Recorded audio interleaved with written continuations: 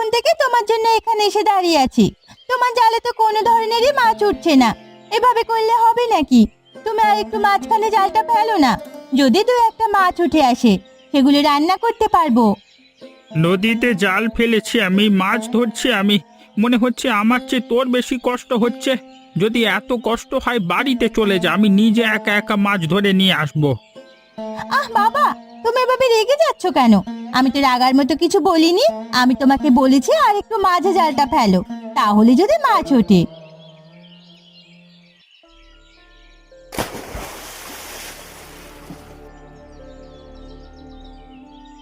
এ কি, জালে যে এক বিশাল বড় কাতলা মাছ ধরা পড়লো। এত বড় মাছ অনেক দিন যাবৎ দেখিনি। আমি সে কখন থেকেই তো তোমাকে বলছি আর একটু ভেতরের দিকে জাল ফেলো, মাছ উঠবে। এখন দেখলে তো আমার কথায় মাছ উঠলো কেমন। এই মাছ দিয়ে আমি কাতলা মাছের পায়েস করব। তা কি করে হয়? তা কি করে হয় তোমাকে দেখাবো। আমি তো এমনিতেই শহরের আধুনিক কাজ করেছি। নতুন নতুন রান্না আমি করতে পারি। এতে দেখবে আমাদের অনেক লাভ হবে। আচ্ছা ঠিক আছে, চল পরে দেখা যাবে। তুমি যাও, আমি একটু আমার বান্ধবীকে খবর দিয়ে আসি।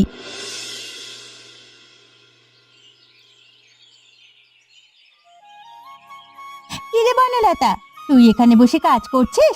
ওদিকে বিশাল বড় একটা কাণ্ড ঘটে গেছে, তা কি জানিস? তোর তো প্রতিদিনই নতুন নতুন কাণ্ড ঘটতে থাকে, তা আজকে আবার নতুন কি? আমি তো তোর কাছে প্রতিদিনই এমন অবাক কাণ্ড শুনি। আজকে আবার কিরকম অবাক কাণ্ড হয়েছে সেটা বল। আমি সব সময় তোর এখানে তোর সাথে একটু গল্প করতে আসি আর কথা বলতে আসি। আমি একটু ভঙ্গিমা করে কথা বলি, সেজন্য তুই আমাকে এভাবে কথা বললি? যা বান্ধবী, তোর সাথে আজকে থেকে আমি আসল ঘটনার কিছুই বলবো না, চলে যাচ্ছি। আচ্ছা ঠিক আছে, তুই রাগ করিস না। আমি তো মজা করছিলাম তোর সাথে। কি নতুন ঘটনা হয়েছে সেটা বল। বাবা আর আমি মাছ ধরতে গিয়েছিলাম। বাবা মাছ পাচ্ছিল না। আমি নদীর মধ্যে জাল ফেলতে বলায় বাবা বিশাল বড় একটা মাছ পেয়েছে সেখানে। এত বড় মাছ তুই চোখেও দেখিসনি। তাহলে তো সেই মাছটা চোখে দেখতে হয়। কই, সে মাছটা আমাকে দেখা। আমি কি সে মাছ নিয়ে তোর এখানে এসেছি নাকি? আমাদের বাড়িতে চল, তোকে মাছ দেখাবো। আমার এখন একটু কাজ আছে। আমি তোর বাড়িতে পরে গিয়ে মাছটা দেখব। তাহলে আমি যাই।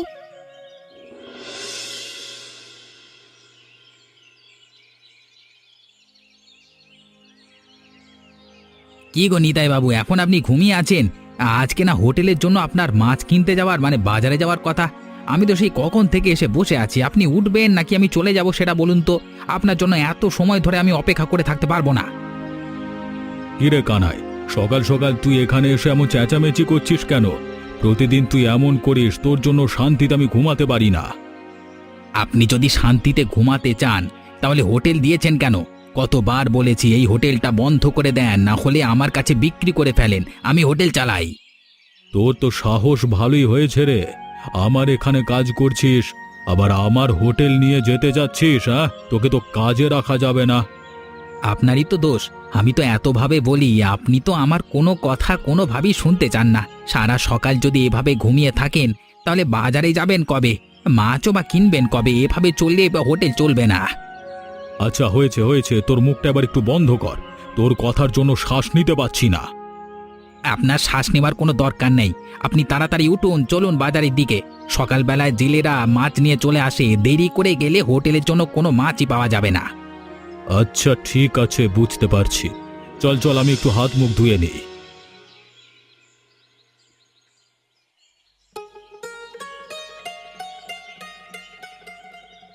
শোন, তোকে যদি আমি ডাকি কখনো আমার বাড়িতে তেমন একটা আসতে চাস না।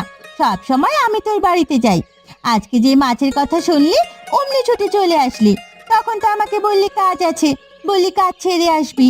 কাজ বুঝি শেষ হয়ে গেছে এত তাড়াতাড়ি? আমার আর মন মানতে চাইছিল না রে। আমি কি করব বল? বাড়িতে সব কাজকর্ম ফেলে রেখে তোদের মাছ দেখার জন্য চলে এসেছি। এ তো ভালোভাবেই জানিস, মাছের কথা শুনে সেটা যতক্ষণে না দেখতে পারি ততক্ষণ আমার পেটের ভাত হজম হয় না। আর আমার চাইতে বেশি কেউ জানিও না।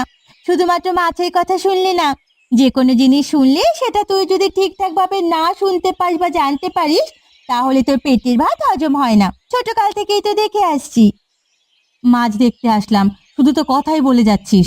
মাছ তো দেখাচ্ছিস না, আগে মাছটা দেখা। আমি কি মাছ হাতে নিয়ে বসে আছি নাকি? ওই যে পাতিলের মধ্যে মাছটা এখনো জীবিত। এখনো জীবিত রেখেছিস কেন? রান্না করবি না? রান্না যে করবো তেমন কোনো মশলাপাতি নেই। বাবা কার কাছ থেকে টাকা পাবে, মাছের সেই টাকা দিয়ে তখন এই মাছটা দিয়ে আমি পায়েস করব।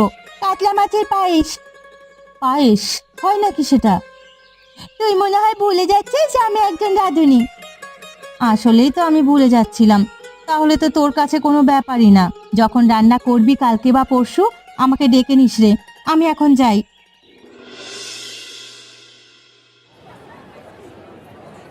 কিরে সনাতন, এগুলো কি মাছ নিয়ে বসেছিস তুই? এত ছোট ছোট মাছ এগুলো মানুষ কেনে নাকি? তোকে না কতবার করে বলেছি আমার জন্য কিছু মাছ রেখে দিবি। সে মাছগুলো আমি নিয়ে যাব এসে হোটেলের জন্য। অনেক দিন ধরে আপনার জন্য মাছ রেখে দিই, আপনি মাছ নিতে আসেন না, তখন আমার মাছগুলো পচে যায়। এই জন্যই তো এখন আপনার মাছগুলো রাখতে পারি না। দেখেছেন, আপনার জন্যই আমরা মাছ পাই না। এখন তো নিজের দোষটাও দেখতে পেয়েছেন, নাকি আরও চোখে আঙুল দিয়ে দেখিয়ে দিতে হবে? আমি কোনো কিছু জানতে চাই না। তুই যেভাবেই হোক আমি এখন এই মাছের জোগাড় করবি বলে দিলাম। আমার কাছে কোনো মাছের জোগাড় নেই, তবে আমি আপনাকে একটি খবর দিতে পারি। কি খবর দিতে চাস তাড়াতাড়ি বল। গ্রামের সব জায়গায় খবর উঠে গেছে, রামনাথবাবু জেলে, তিনি নাকি তার জালে বিশাল বড় একটি কাতলা মাছ পেয়েছে। আপনি তার বাড়িতে যান, সে মাছটি কেনেন, আপনার হোটেলের জন্য খুবই লাভ হবে। তেলে তেলে এই মাছ দিয়ে মানুষকে ভাত খাওয়ালে মানুষ বারবার আপনার হোটেলে চলে আসবে। হ্যাঁ, তাহলে আর এখানে দাঁড়িয়ে থেকে লাভ নেই কোনো। এখনই বাবু ওখানে চলুন চলুন। আচ্ছা ঠিক আছে, চল। দেখলি, কখন কি ভাগ্যে থাকে সেটা তো বলা যায় না। তুই তো সব সময় আমার সাথে চেঁচামেচি করিস। বাজারে গিয়ে কোনো মাছই তো পেলাম না। রামনাথ বাবুর বাড়িতে এখন মাছ পাবো, যেটা আমরা ভেবে রাখিনি সেটাই হয়। হ্যাঁ, যেটা ভেবে রাখবেন না সেটাই তো হবে। সকাল সকাল আসতে রামনাথ বাবুর বাড়িতে যেতে হতো না, বাজার থেকে বড় বড় মাছ কিনতে পারতাম। এখন আবার রামনাথ বাবুর বাড়িতে যেতে হচ্ছে, সবকিছু শুধু আপনার জন্য। আমি যে কেন এখনো আপনার চাকরি করছি সেটাই তো বুঝতে পারছি না। আমি এতদিনে অন্য কোনো কাজ করলে আরো অনেক বড় হয়ে যেতাম। আজকাল তোর বড্ড মুখ বেড়েছে, তাই না? কথা বলতে বলতে এমন কথা বলিস নিজেও বুঝতে পারিস না। এত যেহেতু আমার কাজ নিয়ে তোর অনীহা, তাহলে তুই যা নিজের কাজ খোঁজ। আপনার প্রতি মায়া জন্মে গেছে, এজন্য আমি চাইলেই অন্য কাজ করতে যেতে পারি না। আপনার এখানেই থাকতে হয় আমার। তার মানে এই নয় যে আমার কাছে অন্য কাজ নেই। হয়েছে হয়েছে, চল চল, মাছের ব্যবস্থা করতে পেরেছি। তাড়াতাড়ি গিয়ে মাছটি নিয়ে আসি। চলুন চলুন, আবার ওদিকে দেরি হয়ে যাবে হোটেল খুলতে।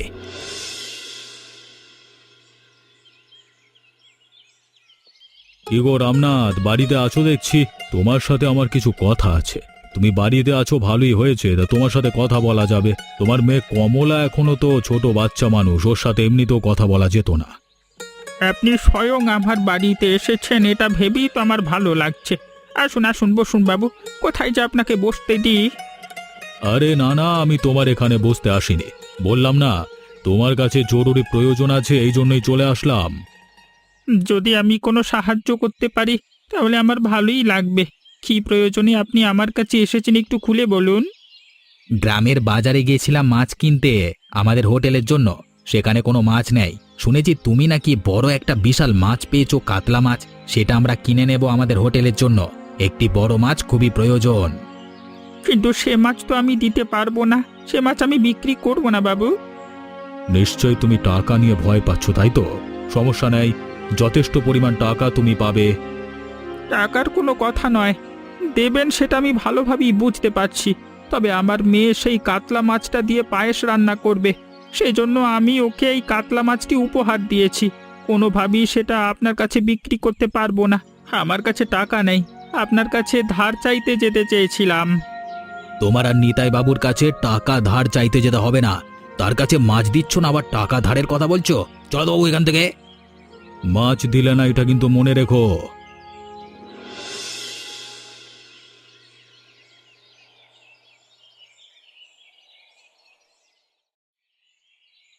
আমি একটা কথা ভাবছি, তোমার মতো একটা সুন্দরী মেয়ে এখানে এভাবে কষ্ট করে বাসন মাজছে, যেটা দেখতে খারাপ লাগছে।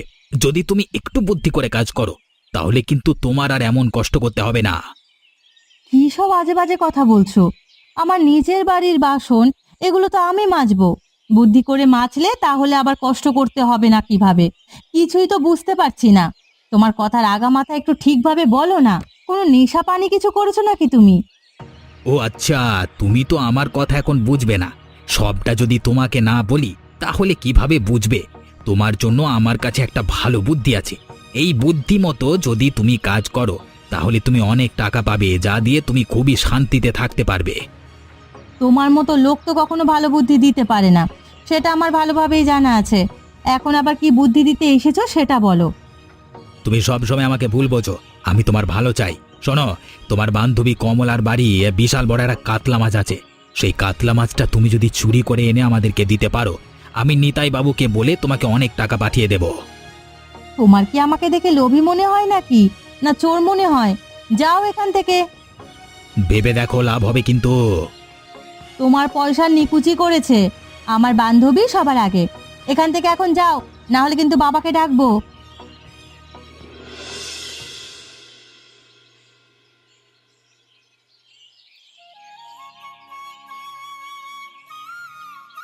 কি গো রমানাথদা, আজকে তোমাকে দেখে ভালোই মিষ্টি মিষ্টি লাগছে কেন? মনে হচ্ছে আজকে তুমি খুশি।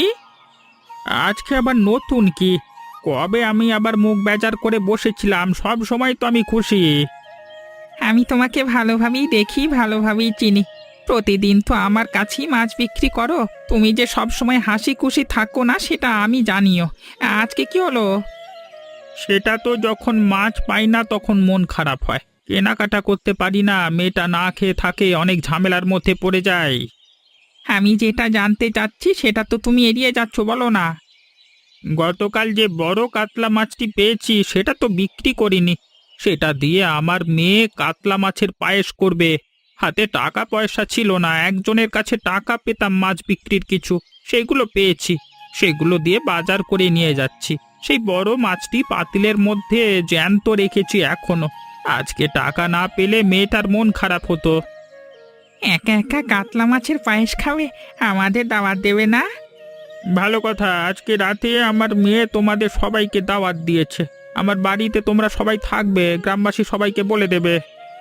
আচ্ছা ঠিক আছে, তাহলে তুমি যাও, আমি সময় মতো চলে আসবো, সবাইকে বলে দেবো। হ্যাঁ হ্যাঁ হ্যাঁ।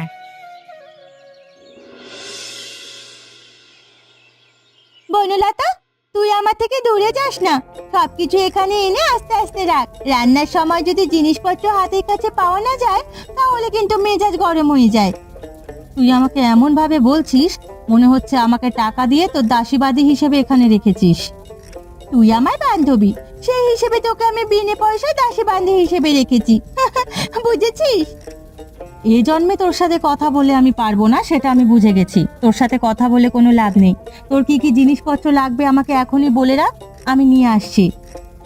সব কিছুই তো লাগবে। দুনিয়াতে চাল নিয়ে আয়, মশলাপাতি যা যা আছে সব কিছু হাতের কাছে নিয়ে আয়। আর তুই নিজেও আমার হাতের কাছে থাক। এখন কি লাগে তখন তুই বললে উঠে আমাকে দিয়ে দিবি। কথা যদি না শুনিস তাহলে কিন্তু কাতলা মাছের পায়েস তোর ভাগ্যে জুটবে না। যে পরিমাণ কষ্ট করছি এতে আমি দুটো কাতলা মাছের পায়েসের একাই পাওয়ার অধিকার রাখি, তা তো আর দিবি না। আবার এক বাটি দিবি, তাও তো না করছিস। খেতে খেতে তোর জিভ বাজে 4 হাত বেড়ে গেছে, সেটা কি লক্ষ্য করেছিস? দিন দিন খেয়ে খেয়ে মোটু হয়ে যাচ্ছিস। এত না হয় খেয়ে খেয়ে মোটু হয়ে যাচ্ছি, তুই এত খেয়ে খেয়ে ওইভাবে পাতলা হয়ে যাচ্ছিস কিভাবে? পাতলু কোথাকার। মুখে যে এত চালাকি করিস, কাজের বেলায় তো কিছুই পারিস না। এত করে তোকে বললাম মাছটা যেভাবে পারিস নিয়ে আসবি, তো এখানে মাছের কোনো কথা নয়, আমার মান ইজ্জতের কথা। রামনাথের মতো একটি ছোট নিচু জাতের ছেলে আমাকে মাছ দিতে না করে দেয়, সেটা আমার জন্য কতটা অপমানজনক সেটা কি তুই বুঝতে পারছিস না? আমি কি করব? আমি তো আমার সর্বোচ্চ চেষ্টা করেছি। আপনি যেভাবে বলেন সবাইকে লোভ দেখিয়ে গেছি, টাকার কথা বলেছি, কেউ কোনোভাবেই রাজি হচ্ছে না। সেখানে আমি কি করতে পারি বলুন তো? শুনেছি আজকে রাতেই ওরা নাকি সেখানে ভোজের আয়োজন করবে, কাতলা মাছের পায়েসের ভোজের আয়োজন। আপনি যেটা শুনেছেন আমি তো একই কথা শুনেছি, আমি তো বাড়তি কিছু শুনিনি। এখন আপনি কি করতে চাচ্ছেন? আমার হাতে কিছুই করবার নেই বাবু। আমাকে যদি মেরে নাও তাও আমি কিছু করতে পারবো না। রান্না করুক, রান্না করুক, সেখানে আমরা যাব, গিয়ে সবকিছু লণ্ডভণ্ড করে দেব। এক নিমেষের মধ্যে সকল কাজ একবারে সেরে ফেলবো। ওরা বুঝতেও পারবে না আমি গ্রামের মোড়ল, আমার উপর থেকে কেউ কথা বলতে আসবে না। ওদের কাতলা মাছের পায়েস জনমের খাওয়ান খাওয়াবো। তাহলে আপনার আর কোনো চিন্তা নেই। আপনি যদি এসব করতে চান তাহলে আমি আপনার সাথে আছি। আপনি যেমনটা চাইবেন আমি সেভাবেই কাজ করব। তুমি যে কত দূর কাজ পারো তা তো আমি ইতিমধ্যেই জেনে গেছি। তোমার আর কিছু করতে হবে না। তুমি রাতে আমার এখানে চলে এসো, দুজন মিলে যাব। আচ্ছা ঠিক আছে, রাতে আসবো। এখন আমি হোটেলে গেলাম।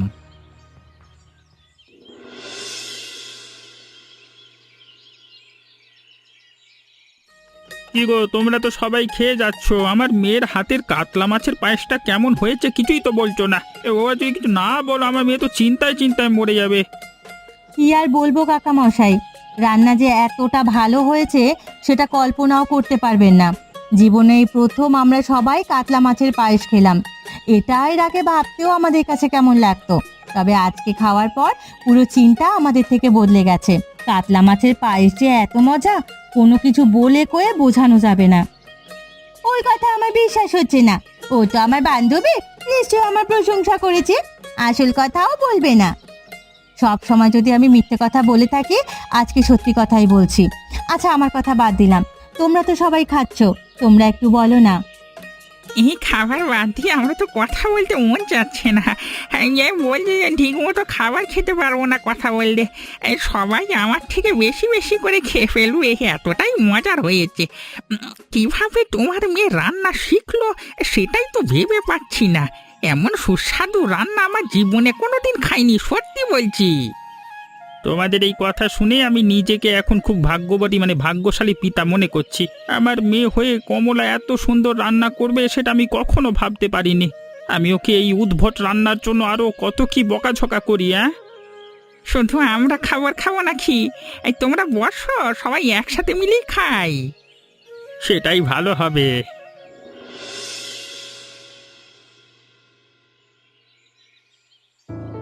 রামনাথ বাবু কোথায়? বেরিয়ে আসো, তোমার সাথে আজকে আমার শেষ বোঝাপড়া হবে।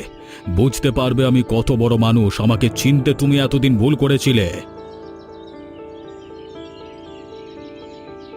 আমাকে নিয়ে হাসি ঠাট্টা করছো? এত বড় সাহস হয়েছে তোমার? একটু পরেই মজা বুঝতে পারবে। এই তোমার সেই কাতলা মাছের পায়েস কই, কোথায়? কি রে কমলা মা, কাতলা মাছের পায়েস কি অবশিষ্ট আছে? ওরে নিতাই বাবু এসে তাকে একটু খেতে দে, সাথে কানাই আছে, ওকে একটু দিস। বাবা, কাতলা মাছের পায়েস তো সবাইকে দিয়ে দিয়েছি, কিছুই নেই। নিতাই বাবু ও কানাইদা অনেক দেরি করেই চলে এসেছে, সেজন্য পাবে না। পরবর্তী রান্না করলে তাদের আবার খাওয়াবো। দেখেছেন বাবু আমাদের সাথে কিভাবে মজা করছে? আমি তো মজা করছি না, সত্যি কথা বলছি। সব কিছু খাওয়া দাওয়া শেষ। রে আমরা তো বললাম আমাদের ভুল হয়েছে, নিতাই বাবু এত দেরি করে আসবেন সেটা তো বুঝতে পারিনি। পরবর্তীতে যখন আমরা আবার রান্না হবে করব, তখন তাকে কাতলা মাছের পায়েস খাওয়ানো হবে। আপনি এখন এখান থেকে চলে যান নিতাই বাবু। এমন মজার মজার গল্প দেখতে চাইলে আমাদের চ্যানেলকে সাবস্ক্রাইব করতে ভুলবেন না।